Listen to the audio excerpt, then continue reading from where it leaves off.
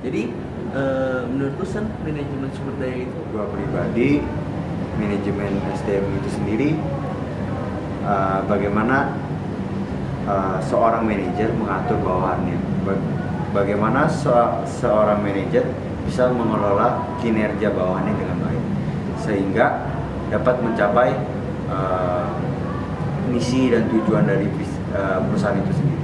Kalau menurut lu sendiri gimana sih? Kalau menurut gua, manajemen sumber daya manusia itu adalah proses di mana kita bisa menangani para karyawan kita supaya para karyawannya juga bisa membantu perusahaan kita untuk meningkatkan kinerja perusahaannya. Nah, jadi dari situ perusahaannya bisa mencapai tujuan yang sama. Menurut gue sih jawaban lu berdua udah oke. Tapi biar lebih jelas lagi gue lengkapin aja kali ya. SDM itu berupa manusia yang dipekerjakan pada suatu organisasi untuk menggerakkan organisasi tersebut agar mencapai tujuan suatu perusahaan tersebut. Kalau menurut lu pentingnya manajemen SDM untuk suatu perusahaan itu apa? Gua pentingnya itu udah kayak bisa kita lihat di prinsip SAS. Kalau kita bisa bikin karyawan senang, maka karyawan akan bikin pelanggan senang. Kalau pelanggan senang, maka kita akan senang juga karena kita akan mendapatkan laba. Gua ada lupa ada bayangin. Kalau misalnya satu perusahaan itu nggak punya SDM, SDM itu penting banget, dia dari awal hingga akhir itu dia megang semua proses perusahaan.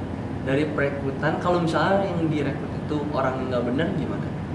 Kalau mulai orangnya udah nggak benar, kerjanya pasti nggak benar.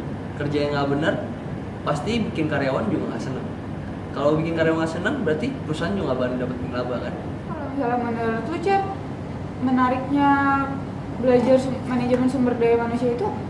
Kalau menurut gue sih menariknya itu yang bikin gue tertarik tuh untuk belajar sumber daya manusia ini. Kita ini jadi bisa ketemu banyak orang dengan sifat tingkah laku yang berbeda-beda. Dari yang males, rajin, setengah males, setengah rajin.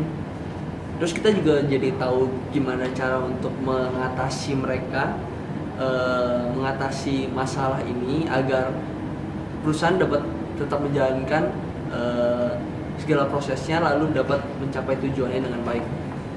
Selain itu kita juga belajar ini itu nantinya juga bakal kepake kok pas kerja, jadi nggak ada ruginya.